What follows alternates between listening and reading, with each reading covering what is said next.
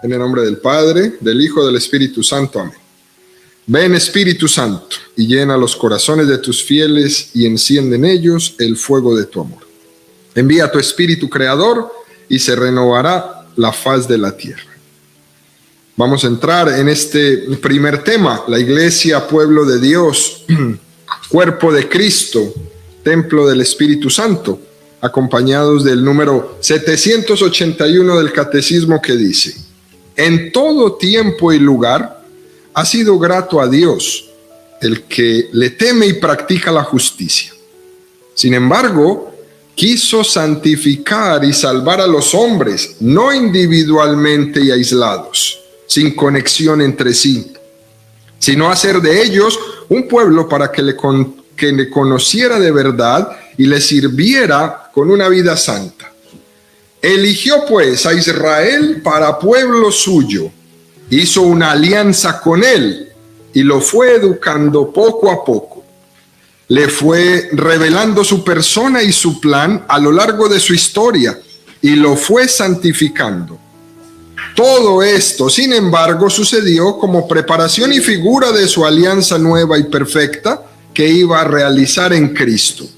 Es decir, el Nuevo Testamento en su sangre, convocado a las gentes de entre los judíos y los gentiles para que se unieran no según la carne, sino en el Espíritu.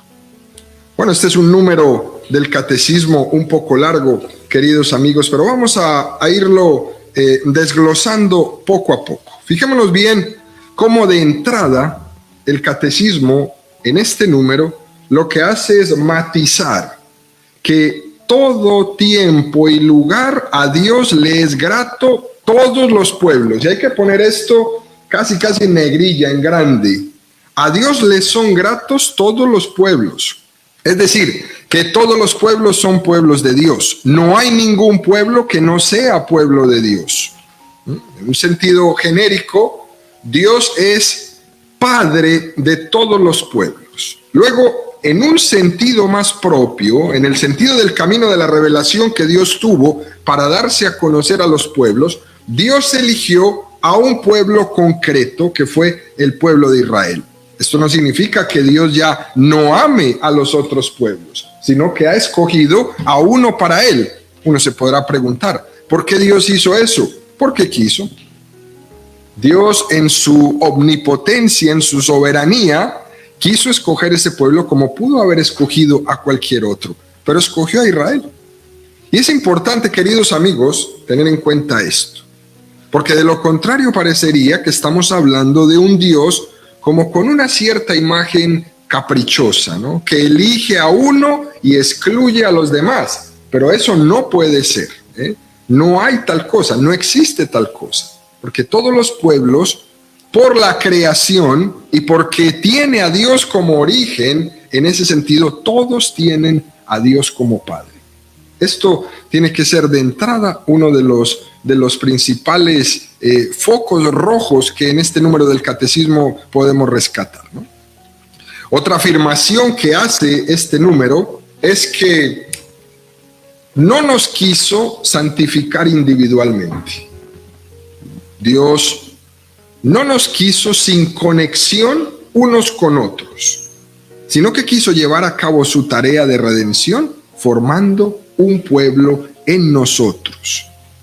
Y esto supone, queridos amigos, una purificación de esa tendencia individualista que el pecado original había labrado en nosotros. Nos había llevado a ser individualistas. Antes del pecado original, el hombre tenía conciencia de comunión. Después del pecado original, hay una frase terrible que es como nuestra frase de este programa del catecismo, ¿no? Esa frase terrible de Caín, cuando responde a la pregunta de Dios, ¿dónde está tu hermano? Y Caín le responde a Dios, ¿acaso soy yo el guardián de mi hermano? Claro que lo eres, Caín. Lo que ocurre es que el pecado ha hecho que en cada uno de nosotros nos olvidemos que Dios ha querido que cada uno de nosotros seamos guardianes de nuestro hermano. Por eso Dios, que es un gran pedagogo, nos santifica purificando esa tendencia de aislarnos, formando un pueblo. Yo no los quiero aislados uno de otro, los quiero caminando como pueblo. De la misma forma, ¿no?, que en la vida de un seminarista, por ejemplo, el padre Juan Carlos, que nos acompaña esta mañana, que está ahora mismo en el seminario. Para formar un seminarista, al seminarista se le forma en comunidad. El maestro, el rector del seminario sabe bien que es muy importante, no solo que el seminarista estudie filosofía, estudie teología, no solo que se entreviste con él y hable unas cuantas cosas, tenga una dirección espiritual, una muy buena confesión cotidiana, sino que es muy importante que ese joven, ese seminarista, conviva con los demás. A ver cómo se va formando en la paciencia, a ver cómo va actuando ante los defectos de los demás. Es como en la familia. Cuando estamos en familia, pues sin duda alguna es todo un proceso cómo vivimos con los demás, cómo nos comportamos con la mamá, con el papá, con el esposo, con la esposa, con los hijos. Y así hace Dios con nosotros. Nos santifica en un contexto de un pueblo, en un contexto de comunidad. Puede ser muy grande, puede ser pequeño. Fijémonos cómo traigamos a colación el tema de la familia, ¿no? Quien no aprende a ser buen hermano, no aprende a ser buen hijo. ¿Ve? Hoy en día, queridos amigos, uno de los dramas más grandes que existe, al rato con el padre Juan Carlos hablaremos un poco de esto, de los dramas grandes que existen hoy día en este descenso de la natalidad, es que los niños no tienen hermanos. Y entonces los niños se convierten en reyesitos. Incluso muchos de estos niños solos en sus casas se convierten en tiranos, porque no tienen la experiencia de una familia, no tienen la experiencia de pelearse con un hermano, no tienen la experiencia de hacer de un hermano el perdón, no tienen la experiencia de nada de esto. Donde como reyesito o como tiranito, ese niño lo que hace es lo que le dé la gana y es lo que quiere hacer todo el tiempo. Y le falta un instrumento muy importante, la educación. Este mundo a donde nos va llevando es a esto. Nos va llevando a vivir tan solitarios, que nos quedemos sin la oportunidad de podernos formar en una familia donde nos vamos purificando, donde nos vamos santificando. Y en este sentido, Dios nos quiso educar y purificar. Hasta de los defectos del prójimo se sirve Dios para santificarnos. Fijémonos bien, queridos amigos, cómo esto se convierte en algo supremamente interesante, ¿no? Esa obra de misericordia que dice: sufrir con paciencia los defectos del prójimo. Esto suena así como que, ¿qué me estás diciendo? ¿Cómo que sufrir con paciencia los defectos del prójimo? Es un instrumento de santificación. Por lo tanto, hay veces tenemos que dejar de quejarnos y aprender a hacer de esta convivencia de unos con otros un instrumento de santificación. En esta sociedad que todo es hablar de autorrealización, de autodeterminación, de espontaneidad, cada uno a lo suyo, cada uno con sus propias cosas, nadie se meta, nadie me diga. En esta sociedad que nos lleva, Dios quiere purificar en el contexto de una comunidad, en el contexto de un pueblo. Eso es lo que Dios quiere, eso es lo que Dios está haciendo. Y toda la Sagrada Escritura, queridos amigos, tiene esa sensibilidad de ese sentido comunitario. Más aún, es cierto que todos tenemos unos talentos personales. A uno le dieron 10, a uno le dieron 5, a otro le dieron 1. Tenemos esos talentos personales. Pero estos talentos se desarrollan cada vez mejor con el estímulo de nuestros hermanos. Nadie podría desarrollar sus talentos personales si estuviera aislado. En una isla solo, tú no podrías desarrollar tus talentos. Podrías desarrollar supervivencia, pero no tus talentos. Podrías supervivir, pero no podrías desarrollar tus talentos porque no tendrías a quién o para quién ponerlos al servicio. Se desarrolla siempre todos mis talentos poniéndolos al servicio de los demás. El ideal moral de todo ser humano no es ser un hombre autónomo, no es ser un hombre que se autorrealice. El ideal moral del ser humano es ser un hombre en comunión. Esto tiene que ser importante, queridos amigos. En comunión, primero con Cristo y después en comunión con los demás. Es una de las cosas más lindas que este número 781 la iglesia nos quiere enseñar. Estamos en un caminar como pueblo, pero caminando en comunión con Cristo y en comunión con los demás. Fijémonos cómo la iglesia incluso nos lo enseña desde el Concilio Vaticano II, que lo hemos mencionado tantísimas veces durante las explicaciones del catecismo, ¿no?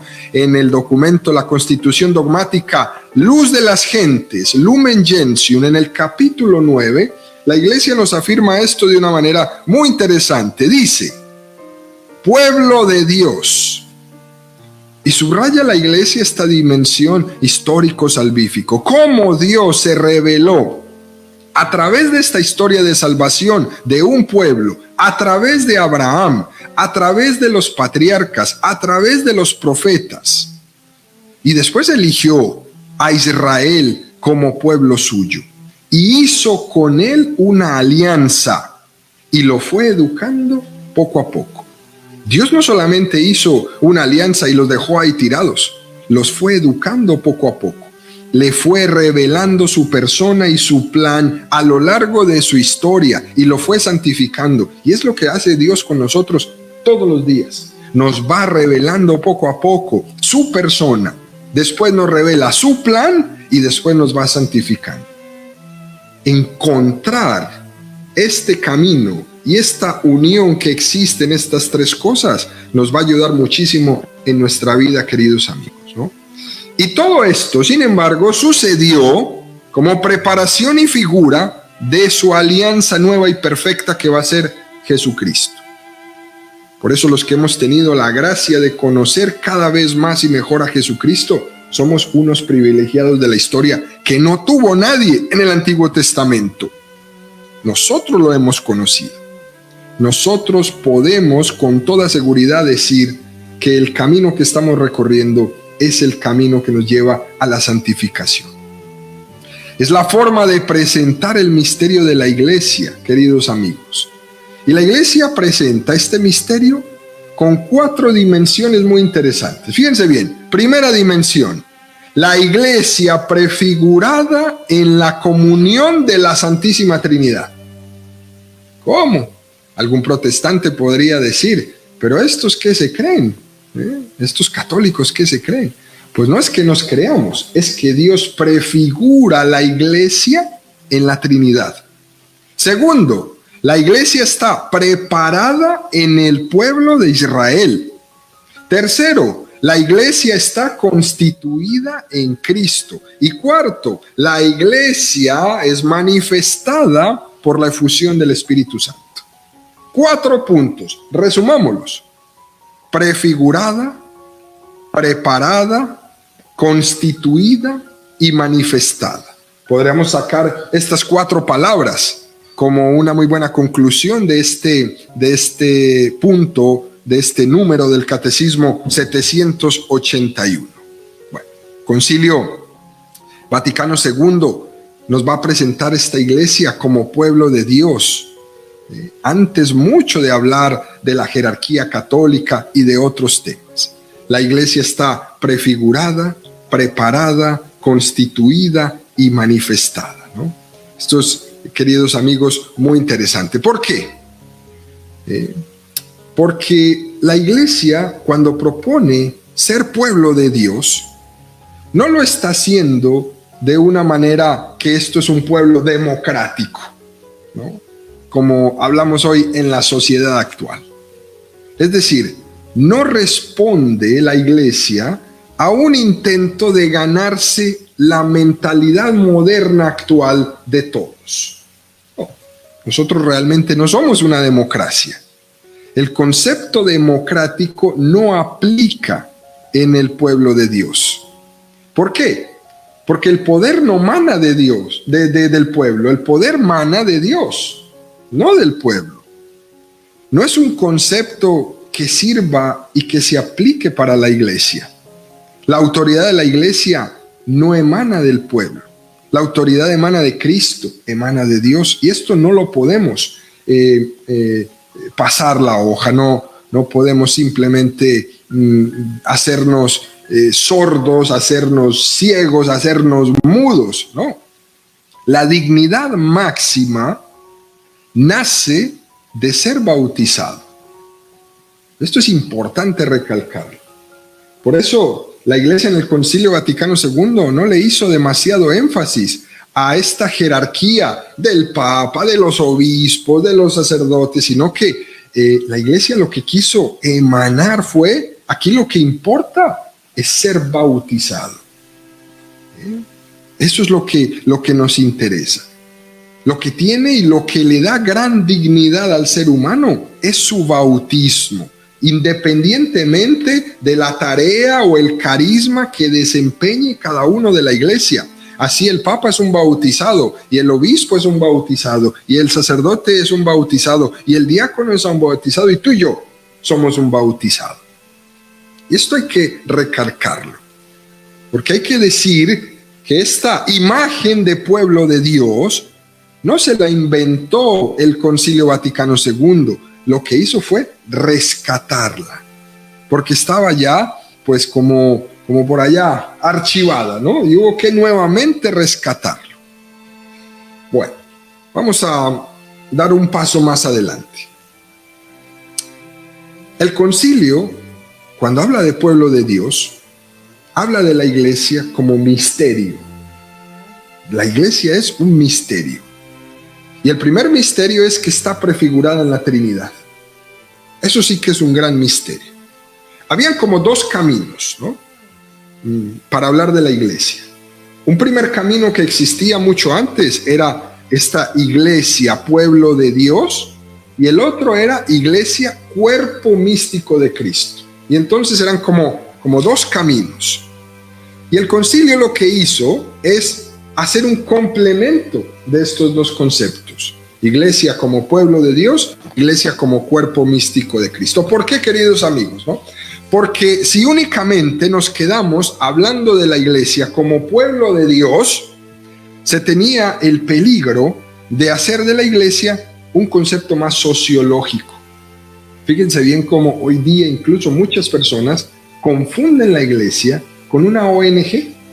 Hay personas que piensan que la iglesia es una ONG, que es un lugar donde se hace simplemente acciones de caridad, y la confunden con una ONG. Es más, aquí en los Estados Unidos es muy común escuchar esto de las organizaciones non-profit, ¿no? Pues la iglesia, aunque es una organización non-profit, no es una ONG. La iglesia está para evangelizar, no simplemente para hacer actos de caridad. Es mucho más profundo que el mero acto de caridad. Pero cuando vemos la iglesia y la reducimos a una cosa solamente sociológica, pues nos quedamos nosotros como agentes de obras de caridad o de eventos o un lugar donde se convoca mucha gente o donde se hace un servicio a la comunidad. Y la iglesia no es solamente eso. La iglesia no es solamente una entidad que hace servicio comunitario. Entonces cuando se habla de pueblo de Dios, se tenía ese peligro. Que nos confundan aquí como una asociación más. Bueno, esta imagen, ¿no?, de la iglesia como cuerpo de Cristo se tuvo que rescatar y hacerla un poco más mística, más espiritual, donde se remarca mucho que la iglesia nace de Cristo, Esto es importante, queridos amigos. La iglesia nace del costado de Jesucristo en la cruz. De ahí que el concilio, antes de hablar de la iglesia como pueblo de Dios, dice que la iglesia nace de la Trinidad. El Papa Benedicto XVI insistía mucho en esto, ¿no? Insistía que para hablar de la iglesia como pueblo de Dios y dejarla así como una especie de asociación sociológica era reducir demasiado el sentir y la acción de la iglesia. Y era muy importante complementar este concepto de revelación de una iglesia pueblo de Dios con esta de cuerpo de Cristo. La iglesia nace del costado de Cristo, por lo tanto es una iglesia llamada a ser una iglesia espiritual, una iglesia mística, una iglesia unida a su Señor. Que en esa unidad entre su Señor y lo que está llamada a evangelizar y a servir a los hombres, estos dos caminos, pueblo de Dios y cuerpo místico de Cristo, se unen y tenemos una iglesia como la que hoy día podemos experimentar, ni de un lado ni del otro. Una iglesia en el centro, donde tiene que estar. No estamos buscando una iglesia democrática, no estamos buscando una iglesia democrática, estamos buscando una iglesia en Jesucristo, ¿sí? En Jesucristo.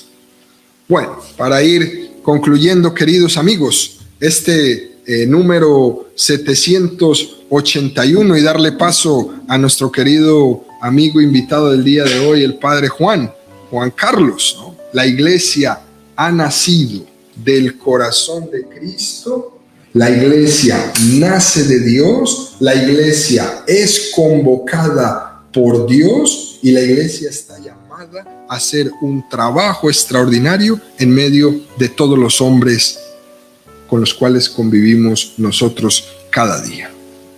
Bueno, este número 781 nos deja así como una visión tremenda, sí, ¿no? Tremendísima de lo que es este concepto de la iglesia, ¿no? Yo quiero volver a recalcar, ahorita con el Padre hablaremos un poco más, la iglesia prefigurada en la Trinidad.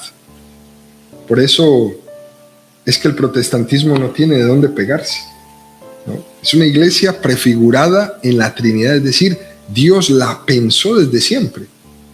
No es un invento aquí ni siquiera de cuando Jesucristo estuvo. No, es que Dios prefiguró la iglesia desde siempre. Está preparada en el pueblo de Israel, es decir, Dios desde que se reveló a Abraham, empezó a preparar en esa peregrinación del pueblo escogido su iglesia. Y fue desde Abraham hasta Jesucristo. Todo ese tiempo, casi 2000 años de caminar, en donde Dios fue preparando la iglesia, caminando con el pueblo, en medio de todos los avatares que sucedieron desde Abraham hasta Jesucristo. Y una vez que estuvo preparado, Dios constituye la iglesia en Jesucristo con la venida del Hijo de Dios. Y una vez constituida la iglesia, Dios la manifiesta, ¿no? La envía. ¿En dónde? En la efusión del Espíritu Santo. Por dicho, está conectado todo.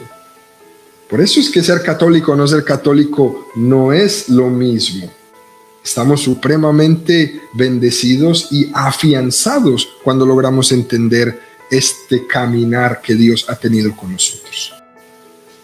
¿Qué te ha parecido este concepto que hemos hablado el día de hoy del número 781 del Catecismo? La Iglesia, pueblo del cuerpo de Cristo y templo del Espíritu Santo. Bueno, primero muchas gracias por la explicación, porque en esos como 20 minutos, 15 minutos que nos explicó sobre ese punto, desmenuzó muy bien todo el contenido y la riqueza que tenemos como iglesia en el aspecto de saber esa identidad, ¿verdad? En general yo diría que es muy importante redescubrir esa identidad como iglesia, como pueblo de Dios, porque una de las cosas que el Concilio Vaticano ha hecho es tener conciencia de lo que estamos haciendo.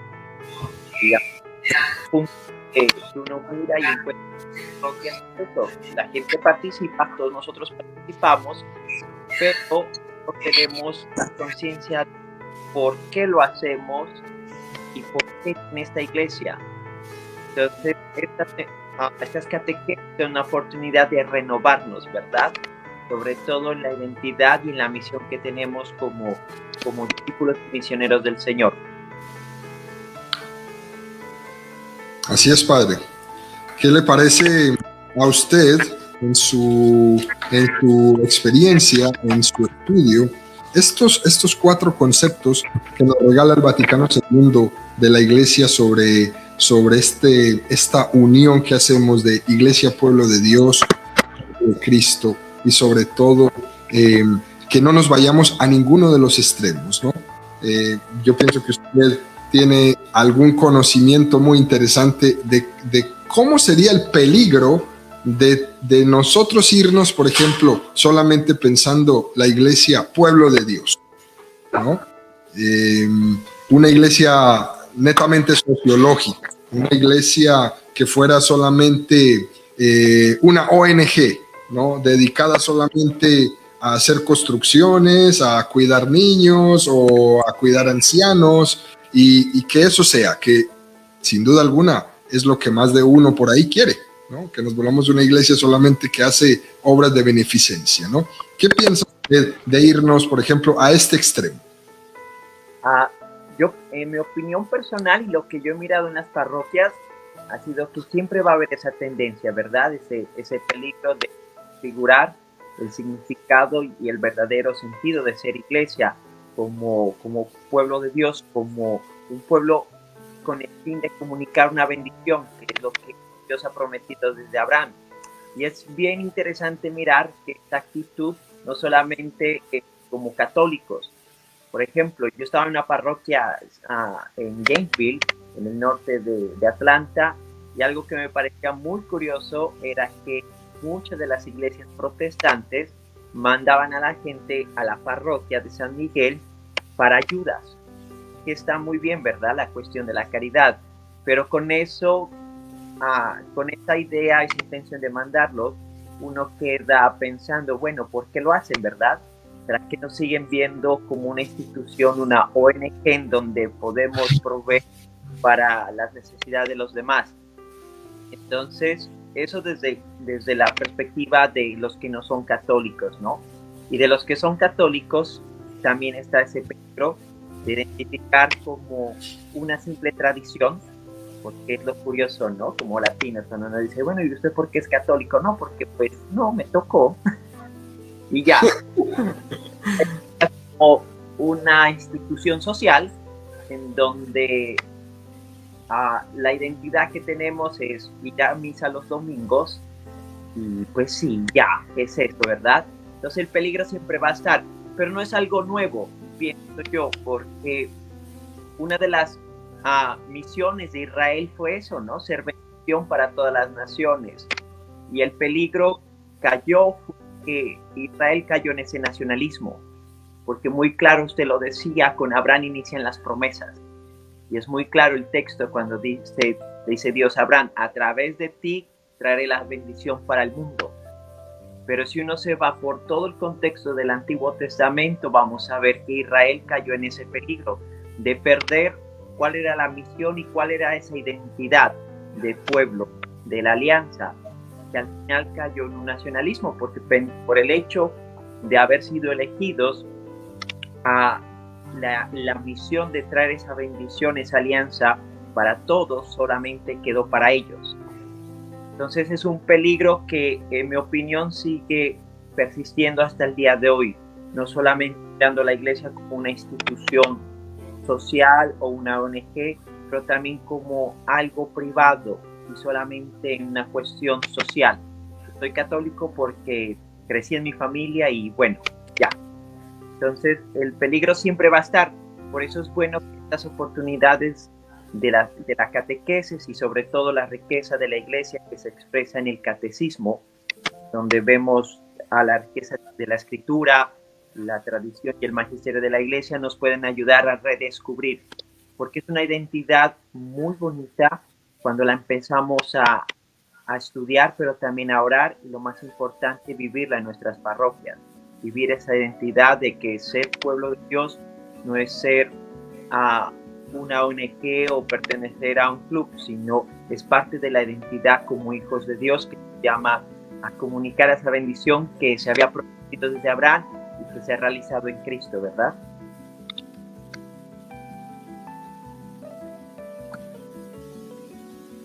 Incluso otra de las cosas que me gustó mucho cuando usted estaba explicando sobre el sentido genérico de Dios, es Padre de todos los pueblos, es bien interesante porque yo creo que de las otras cosas que caemos en esto, ¿verdad?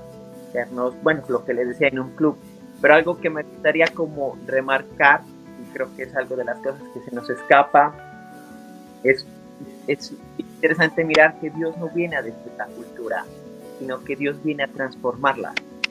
Y en ese sentido, al venir a transformar la cultura, utiliza los mecanismos de la cultura para podernos comunicar su gracia. Lo digo esto porque usualmente en la experiencia con grupos o en parroquias siempre vemos de que la concepción de que Dios se revela en la historia es como para destruir esto. Pero al contrario, vemos que Dios, desde su sabiduría, ha utilizado como mecanismos para adaptarse al ritmo y a la estructura. ¿Para qué? Para poder nosotros entender. Y una de las cosas es esto, la identidad del pueblo de Dios. No caer solamente en que pertenecemos a una nación, a un grupo exclusivo, sino que al ser escogidos en medio de los pueblos, tenemos esa misión de comunicar el reino a través de, pues hoy en día pues tenemos la bendición de los medios, ¿verdad? Pero es interesante mirar cómo Dios hasta el día de hoy seguirá haciéndolo así, con este mecanismo, adaptarse a los ritmos de la cultura, utilizar los medios. ¿Para qué? Para poder redescubrir y llamarnos a vivir esa identidad de pueblo de Dios que pues todos nosotros los que estamos aquí escuchando lo hemos recibido en el don y en el regalo del bautismo, ¿verdad?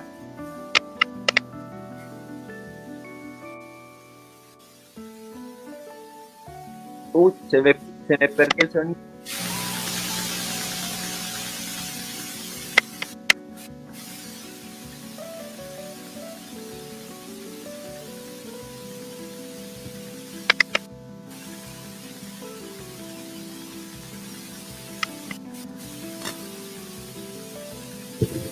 Sí, padre, ¿lo puedes escuchar? Ahí ya lo escucha usted.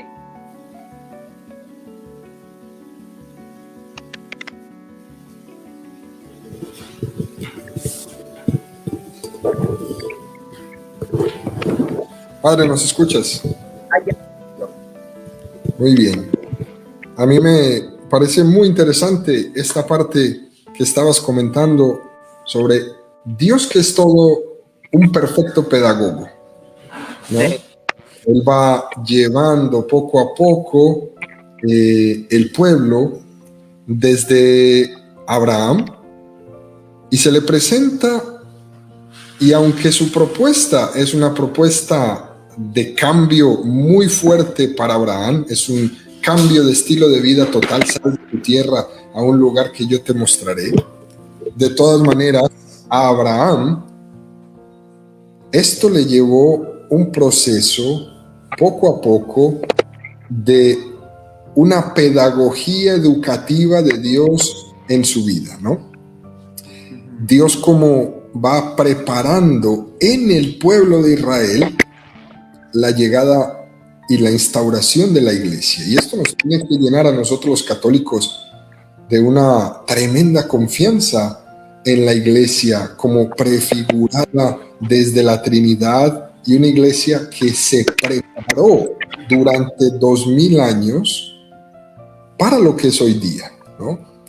No es una iglesia que nació en un garaje, ni de la idea de un hombre que se peleó con otro y porque no estuvimos ya de acuerdo, yo armo otra iglesia con otra idea. Y esto nos tiene que llenar de confianza. Fueron 2000 años desde la revelación a Abraham hasta Jesucristo, donde la iglesia se preparó. donde Dios la preparó con su pedagogía para lo que nosotros vivimos hoy día después de otros 2000 años de Jesucristo, ¿no? A mí eso me parece sensacional y me parece muy apropiado tu comentario alrededor de ese punto, ¿no? Y después damos un paso más, constituida en Cristo. No solamente prefigurada en la Trinidad, no solamente preparada durante 2000 años, desde Abraham hasta Jesucristo, sino constituida en Cristo. ¿Qué te parece? Sí, incluso ahorita que hablabas sobre la preparación es muy interesante porque sí, Dios es muy paciente con nosotros, incluso como volviendo a tomar el ejemplo de Abraham. Al otro día leía un comentario sobre como, trato de recordarme el título, pero la idea era, a pesar de que Dios le había prometido, le había dicho a Abraham siempre dudó. Y por ejemplo lo vemos cuando Dios le dice, bueno, pues vas a tener un hijo, pero Abraham seguía esperando porque no había llegado el momento. ¿Y qué pasa? Pues se mete con la esclava, ¿cierto? Y tiene un hijo, pero ese no va a ser el de la promesa, y vuelve y juega. Entonces, lo comento esto porque, sí, primero, sí, Dios es muy paciente, es un gran pedagogo para con nosotros. Y toda la historia que vemos del Antiguo Testamento vemos como esa preparación, porque al final vemos como Dios nos va preparando al punto de encontrarnos en la revelación en Cristo. Y eso es lo bonito de los evangelios. Los evangelios, en esa experiencia de la resurrección, vienen a comprender más el misterio de Cristo, un misterio que se abre hacia la apertura de los demás, sin conocer límites de raza, nación, pueblos. Eso lo vemos, por ejemplo, los relatos cuando Jesús se encuentra con los naciones, ya que para el pueblo judío, al ser pueblo elegido, pueblo de Dios, solo vuelve y juega, cayeron en el nacionalismo solamente para ellos y el resto no. Lo vemos desde Jesús en las narraciones de las sanaciones y los acercamientos con los gentiles. Vamos viendo que la iglesia desde el comienzo ha tenido esa perspectiva de apertura, incluso hace 2 domingos, y las lecturas de hace 2 domingos o 2 semanas atrás nos hablan sobre ese miedo y esa tentación que tenemos nosotros de caer en encerrarnos. Incluso es el Evangelio, porque incluso usted lo mencionaba por allí, sobre cuando Juan le dice a Jesús, mira, hay alguien que está expulsando demonios en tu nombre, pero no es de nuestro grupo, dile que pare. Porque siempre va a haber ese drama del miedo, ¿verdad? Del miedo de sentirnos menos que los demás.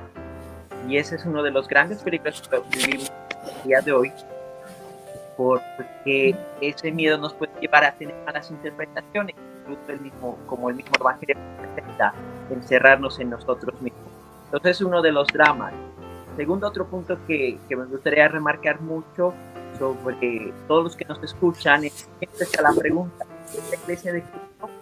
Pues miren, la celebración de los sacramentos, especialmente de la Eucaristía, nos revela esa verdad. Sí, usted está en la iglesia correcta. Lo que tenemos que hacer es vivir esa experiencia a través de la celebración, la oración, pero también las oportunidades de encuentro.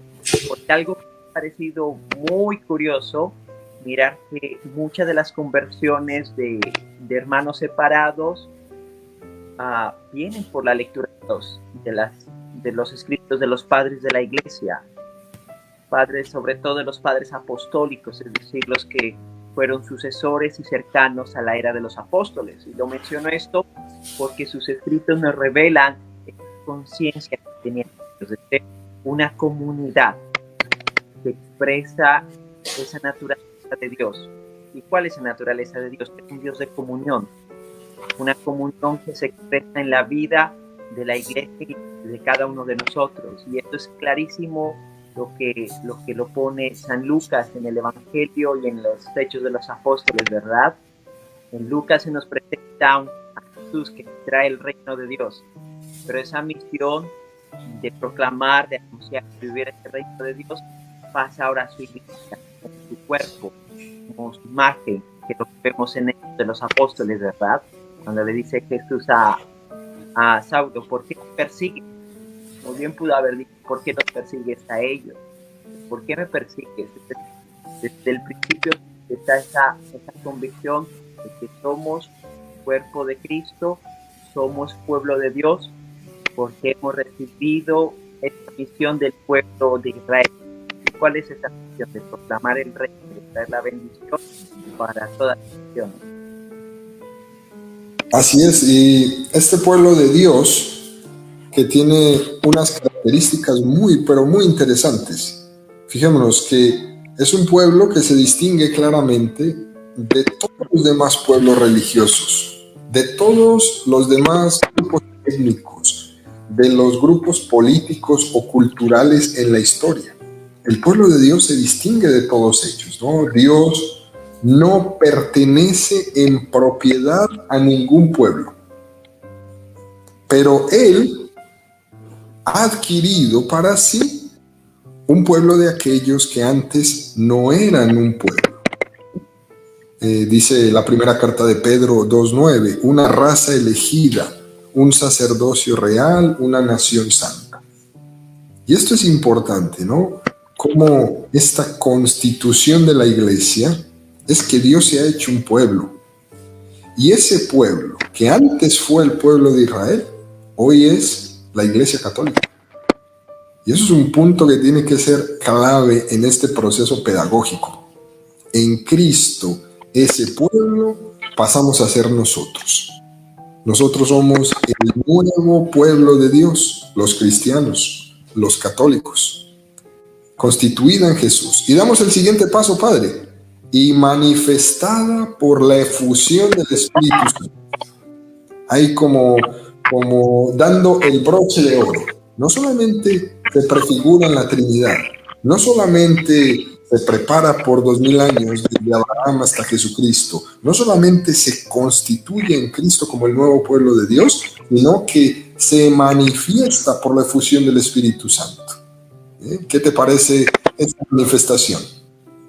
Bueno, eso es realmente muy interesante y muy importante que nosotros como católicos tengamos esa convicción, porque lo que hemos recibido es un simbolismo, como tienen las demás iglesias, ¿no?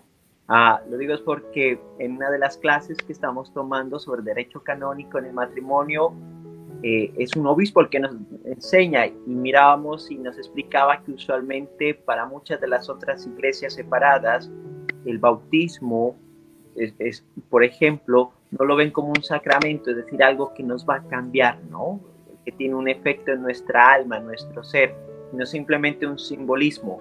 Y traigo esto por lo que estamos conversando.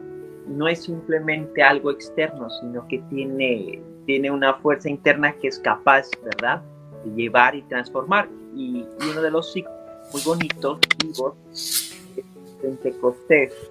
Si nos ponemos a comparar, es un eco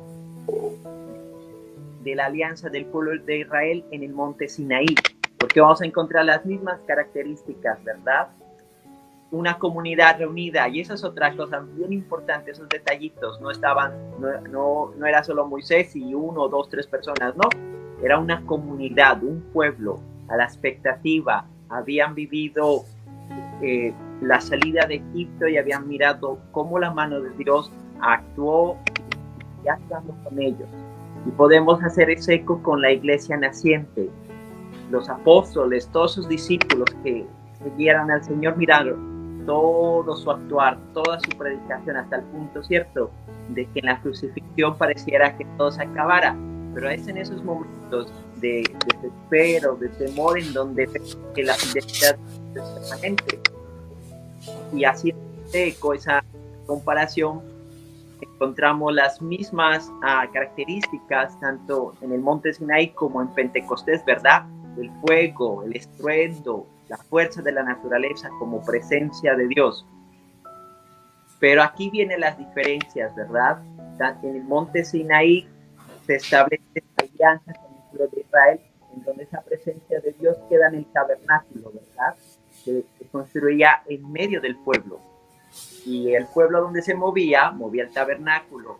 ¿Cuál es la novedad con Pentecostés? La novedad con Pentecostés es que ese mismo espíritu que reposaba encima del tabernáculo o del templo móvil de Israel, para nosotros es con otro significado, es decir, el hecho de que el escritor nos diga de que en cada persona reposaba la llama del Espíritu Santo. ¿Qué nos está diciendo? Que cada uno de nosotros somos una iglesia móvil. Y eso tiene harto impacto. ¿Por qué? Eso no quiere decir que no vayamos, ¿verdad?, a nuestra comunidad parroquial, sino que al contrario, al congregarnos, estamos renovando nuestra alianza con Dios. La alianza de que Él es nuestro Dios y nosotros somos su pueblo. Y estamos llamados a vivir ese reino. Pero por esa gracia, ese regalo que nos ha dado del bautismo y de la confirmación, que nos da el don del Espíritu Santo, estamos llamados que después de esa celebración, después del que podemos ir en paz, estamos llamados a ser iglesia viva, iglesias móviles en nuestros hogares, en nuestros lugares de trabajo, en donde nos encontremos, porque esa es la novedad de Pentecostés, una iglesia naciente que sale no para destruir, no para condenar, sino para llevar vida. Así como hemos recibido el don de la nueva vida en Cristo, que es lo que San Pablo habla mucho, ¿verdad? Del nuevo yo, de la nueva persona. ¿Para qué? Para poder proclamar a través de la vida, del testimonio, que no soy yo, sino el Cristo que vive en mí. Pero también que pueda la gente mirar la fuerza que tiene la comunidad eclesial. Porque hoy más que nunca lo que se nos invita a hacer esto, ¿no? A hacer testimonio. Pero es importante renovar lo que hemos recibido. ¿Y qué hemos recibido? El Espíritu. ¿Para qué? Para ser cuerpo místico de Cristo, pero también ser ese pueblo de Dios. Es decir, un pueblo que tiene una historia que no es de hace 3, 15 años, 50 años, sino que es una historia que viene desde Abraham y que sigue continuando hasta el día de hoy, hasta que... Pero esa es la misión que tenemos nosotros, seguir proclamando, renovar nuestra alianza con Dios para poder ser templos vivos, como dice la carta de Pedro, ¿cierto? Ser piedras vivas, en donde estar, poder construir y llevar el reino. Claro, y esta manifestación por la efusión del Espíritu Santo nos deja entrever algo muy interesante, ¿no? La iglesia de Dios recibe el Espíritu Santo. Dios volca, ¿no?, su gracia totalmente sobre la iglesia, pero sin dejar de llegar a todos los pueblos. Y esto tiene que ser entendido muy claro, queridos amigos, ¿no? Dios va a salvar a todos como sea su designio, que es misterioso para nosotros. Pero su gracia está volcada en la iglesia, sin dejar a los demás huérfanos. Y eso es importante. Es muy importante entenderlo. Lo que decías tú ahorita me parece que encuadra perfectamente este texto, ¿no? Maestro, hemos visto algunos, ¿no?, que hacían milagros en tu nombre, pero que no eran de los nuestros, ¿no? ¿Qué hacemos? ¿Se los prohibimos? Y les dice, ¿por qué se lo vais a prohibir? ¿No? Dios vuelca su gracia sobre todos los pueblos, ¿no? Y Él es el único que tendrá los caminos hechos para la salvación de todos los hombres, ¿no? Esto hay que saberlo entender, ¿no? Saberlo entender. De hecho, Jesús, después de hacer algún milagro, la gente le quería sujetar, la gente le quería atrapar, pero Él no se dejaba. Él sabía que tenía que predicar a todo el mundo, digámoslo así, no se quedaba con unos, ¿no?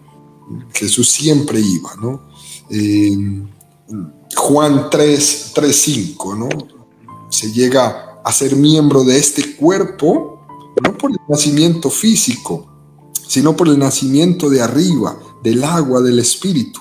Es decir, por la fe en Cristo y el bautismo. Y entonces dice Juan 3:5, le respondió, en verdad te digo, el que no nazca de lo alto no puede ver el reino de Dios. Y dice el Nicodemo, ¿cómo puede uno nacer siendo ya viejo? ¿Puede acaso entrar otra vez en el seno de su madre y nacer? Y Jesús le respondió, en verdad te digo, el que no nazca de agua y de espíritu no puede entrar en el reino de Dios, ¿no? Se remarca nuevamente, querido Padre, esta pertenencia a ese pueblo de Dios que se va como purificando de esa visión netamente carnal, de que Dios nos escogió a nosotros como pueblo independientemente de cómo seamos, de cómo actuemos, de cómo pensemos, y se le va dando ese tinte de pueblo elegido, ¿no? Pero un pueblo elegido que se tiene que ir purificando. No es un pueblo elegido por su raza o porque hizo algún mérito, sino porque es pleno elegimiento de Dios. Hay un momento donde Jesús, pues incluso discute con los fariseos. ¿Se acuerda? Donde ellos le dicen, nosotros somos hijos de Abraham. Y Jesús les dice, de estas piedras puede hacer Dios hijos de Abraham. Como quien dice, bájense de ese burro, de que ustedes son hijos de Abraham escogidos y por eso ninguno más tiene derecho a ser de este pueblo, ¿no? De estas piedras puede hacer Dios hijos de Abraham, ¿no? Dios no les regaló ese ser pueblo de su elección, pero también no les dio el título para que sean arrogantes de este título, ¿no? Sino para que poco a poco en el camino se fueran perfeccionando y se fueran purificando, fueran naciendo de lo alto para que se convirtieran en un pueblo de ejemplo para todos los demás, ¿no? No un pueblo, como decías tú hace rato, que se cierra en sí mismo, sino que por la manifestación, esta efusión del Espíritu Santo, fuera un pueblo que se diera, que se entregara. Mire que de muchas de las cosas que ahorita nos comentó, una de las cosas que me ha parecido común y que es muy fuerte incluso hasta como católicos, que es por eso vuelve y juega, es importante renovar nuestra identidad como pueblo de Dios en ese sentido, de ser portadores de esa bendición, de comunicar esa gracia que Dios nos da. Porque incluso esta semana y la anterior, como con 4 personas has hablado de cómo la nueva era sigue influyendo mucho, ¿no? Y algo muy, muy curioso de toda esta tendencia, este movimiento de la nueva era, que le hacía el punto, era que se nos presenta que nosotros tenemos que ir hacia Dios, buscar a Dios. Pero es muy curioso porque Dios nos ha revelado que no es así. Dios sale al encuentro.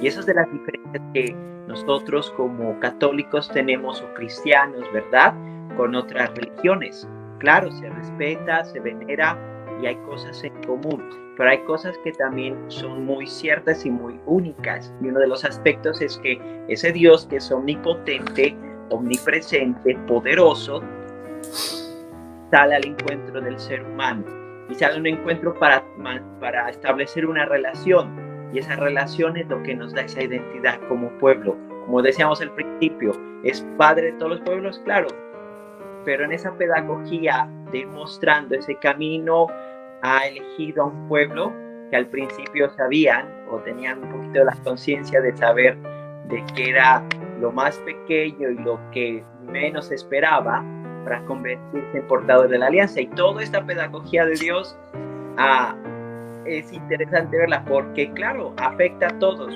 mencionando del Evangelio. Cuando se le presenta a Juan, le dice, mira, está sacando demonios en tu nombre, porque hay otros participando en esa bendición, en esa vivencia del reino. Trae ese miedo, ¿verdad? Y vuelve y juega, trae los celos. Y eso es lo que a todo el Antiguo Testamento y al Nuevo Testamento, por supuesto. Y un ejemplo de esto, y ahorita me estaba acordando, es cuando Israel se da cuenta de que Dios puede actuar a través de otras naciones. Y un ejemplo clarísimo es en el libro de Crónicas, en el último capítulo, si no estoy mal, 36, cuando es clarizo, es muy clarito cuando el escritor bíblico lo escribe. Ciro, movido por el Espíritu de Dios, ha dejado que el pueblo de Israel vuelva a Jerusalén cuando han vivido el exilio en Babilonia. ¿Por qué traigo eso? Porque a través de este pasaje, y bueno, muchos más, el pueblo de Israel se va dando cuenta de que Dios actúa a través de las naciones. Y lo que usted mencionaba, como para purificar, como para ir transformando, Dios en su pedagogía, que es buena y misteriosa, va a utilizar medios que a nosotros nos va a costar aceptar. Y una de esas es que al tener esa conciencia de que somos un pueblo exclusivo de Él, nadie más tiene derecho a actuar, ¿verdad? Solamente nosotros. Pero lo que hace Dios a través de la historia nos revela que no, Él siempre va a seguir actuando en todos, que Él nos llama a todos. ¿Para qué? No para mostrar que nuestra misión como pueblo es un fracaso, sino al contrario, el llamado a la conversión, a renovar, a transformar. Y hoy en día vivimos esa realidad, incluso sin irnos tan lejos en nuestros grupos parroquiales. A veces a la tendencia de que como soy ministro de la Eucaristía, soy pastor, soy catequista, tengo un rol, soy más que los demás, ¿verdad? Y se crea y se sigue alimentando ese ego, ese sentido de ser exclusivo. Pero lo que Dios nos llama a recordar, no, eso no es la misión. Nomás hay que mirar nuestra historia, cómo Dios ha ido, pues sí, purificándonos, nos ha ido, ¿verdad?, despertando de esa realidad individualista, de exclusividad, hacia una realidad de identidad como una comunidad que camina, ¿para qué? Para traer una bendición. Por eso, de las cosas yo por aquí lo anoté, ¿sí? Sí, eso era. Sí, eso es lo que le quería compartir, porque vuelve y juega, ¿no? Ya lo habíamos hablado al inicio. Lo importante en nuestra convicción, en nuestra vivencia de identidad como pueblo de Dios es eso, mirar de que estamos llamados para compartir, ¿no?